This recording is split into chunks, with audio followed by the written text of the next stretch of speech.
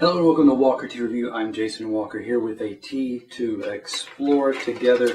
Taiwanese oolong, perhaps a new year, a new teas to try. There's always new teas to try. So this is something you want to consider, think about if you want to explore new areas of tea. There's research, the news is talking about how more and more people are learning or getting into tea or planning to drink more tea in the new year for either health reasons, taste reasons, or both. Scooped out enough here to cover the bottom inch to inch and a half bottom area of my gaiwan there, bottom diameter. I'm going to add my water. It's cooled so that it's below boiling temperature. You know, it's below 212. It's got plenty of heat to it though. Some people would recommend that you don't bring your water to a full boil, because bringing to a full boil releases more oxygen out of the water than is necessary. More oxygen allowing more of the flavor component, the aromas to build up so that you can appreciate those a little better. So I'm going to cover that. I've got a little bit of water coming out of the resting just above the rim of my lid there, which is good. So it prevents outside air from getting in and affecting the color of that tea. So it should give us a more true color of what's going on there. Let me introduce this tea. This is from Ecocha, and this is their ShanLinXiHighMtnConcubine oolong tea. You can get, they had some smaller, this particular is a 38 gram. Currently on their website, they are sold out. They have a 75 gram package for $34 US. This is from the ShanLinXi area, the mountain there. A farm that has been in development. It was cleared, if I understand correctly, it was cleared bamboo fields or bamboo forest. And it's been growing tea. They've been growing tea there for about 10 years at an elevation of around 1,600 meters.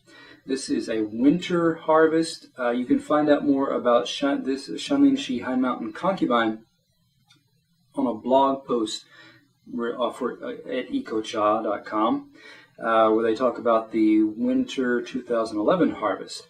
But I'm going to talk about this tea. Look at the dry leaf, the wet leaf, and the liquor here. Scoop out a little bit. But before I do, I should give it a smell here. See what kind of aroma, so I can get my nose down here and hear a little bit better. Let me give it a shake here. I'm going to breathe into this, release a little bit more as well. You get a little bit of a kind of toasty, buttery toast kind of aroma. There's also a bit of a woody English laurel type of white, a shrub with little small white flowers. There's some of that kind of woody, shrubby type of sweet smell coming off there. I'm going to scoop out a little bit with my spoon here and look at these leaves. They are tightly rolled. Concubine, and the blog page tells you more about this as well, but this particular concubine, there are different types of a tea varietal called Qingxin Oolong. There's a Dapang, and there's other subcategories, I guess you'd say. Oriental Beauty is a type of tea that's produced from the Qingxin Oolong, usually. In the summer, insects bite those leaves. The plant reacts. The leaf reacts. You get some oxidation that takes place where those bites happen. So that affects the flavor, the characteristics, the profile of that tea. This one is similar to that in that an insect has bitten these leaves. But this is a winter harvest, and so some of those kind of things have happened. You don't see that here in the dry leaf. I see tightly wrapped or rolled balls here, like small paper wads, very compact, Some of these more compact than others, or some of them are larger. Some of them look to be individual leaves. I see some stem in there. So there could be one leaf and a bud, or maybe even a couple of leaves, and especially some of these larger ones here. They are less on that green, bright green, green yellow. These move over more towards a grayish green, green brown type of color, olive drab. So those are the elements here, indicating that perhaps a little bit more of a toasting element, roasting element came into effect here as well. So that's something to consider. I'm going to return these to the package and go on then and be able to pour this and talk a little bit about the wet leaf. Let me angle my lid over to the side. There's actually a little bit of a vacuum there, so that was good. It meant it was sealed pretty well. So I had to kind of pull my lid, draw my lid away for a second. As you see, I've slid it over to the side, and I'm holding with my thumb and middle fingers and remaining fingers, index fingers holding the lid here so that I can pour smoothly with my gaiwan to shake out any last few drops so it drains well. Let me set that to the side. I'm going to give this a shake so the leaves kind of settle too. And a smell here.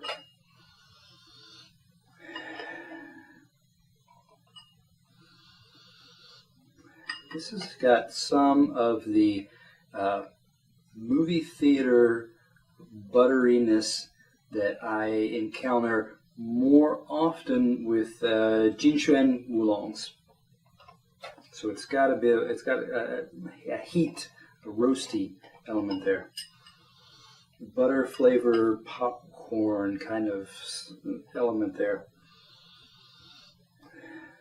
Underneath, as it cools now, a bit more of the sweetness coming out. And again, it's more of that English laurel kind of sweet, young wood type of smell. So overall, nice warm, kind of toasty, woody type of notes. You can pull out a few of these leaves. Individual leaf here, you see some oxidation taking place. So you get some deeper, redder blotches here along these jagged teeth on the side. It's hard to, in that particular leaf, it's hard to specifically identify, hey, look, that's a tiny bug bite.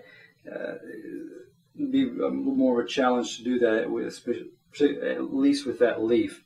That's a good inch and a half, 2 inch leaf there. Here I got another leaf. This leaf is a bit more ragged. The top quarter of the leaf has been torn off. It's connected to another leaf there, about an inch or so above, or further up along the stem there. So that's why you'll have some stem pieces as those leaves get rolled together. Let me pull out a few more. Another pair there. I'm going to set that there. And another individual leaf still has, well, I can tease this apart. I can, if I'm gentle enough, I can draw this open. These leaves that I've pulled out here are a bit more ragged than that first one that I pulled out. This one's got a tear, an opening in the center of the leaf. The jagged edges, the original kind of toothed edge of the leaf, can still be noticed, but it's also rougher from some of the rolling and processing that have gone on here. Still some oxidation taking place there. So I'm going to set those leaves to the side now and get to the liquor. Give that a swirl. Hold that up to the light.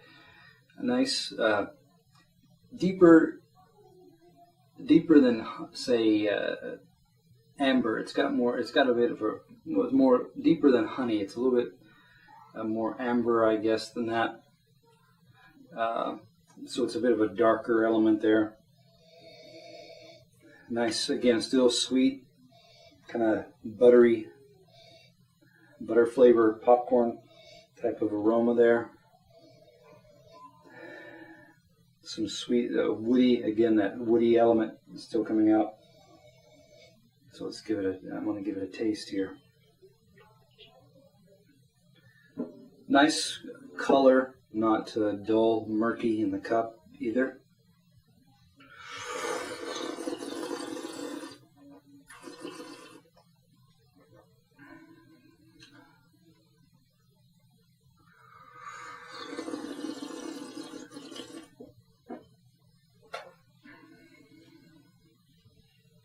Bit more an intenseness there with the roasty element there. Also, compared to some of the other ShanLinXi's, this one's got a bit more intensity on the bitterness and the astringency. ShanLinXi's, the ones that are more lightly oxidized, the others that I've come across, they're a bit subtler in the astringency and the bitterness. They're a bit more light floral. This one's getting a bit more of intense, a bit more heat to it, a little bit more of a roasting aspect going on.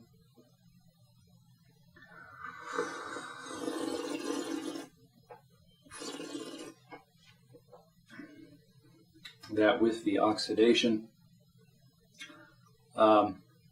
Fairly nice texture. It's got some thickness to it. When you look past the astringency, and some of that bitterness there, you get a kind of a thick feeling.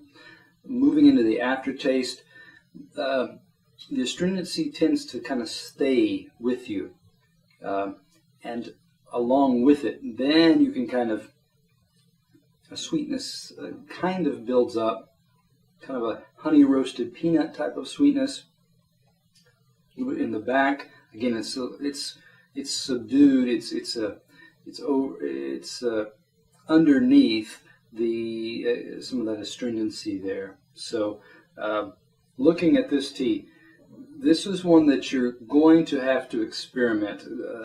Cooler temperatures are going to pull generally especially with Taiwanese oolongs like this.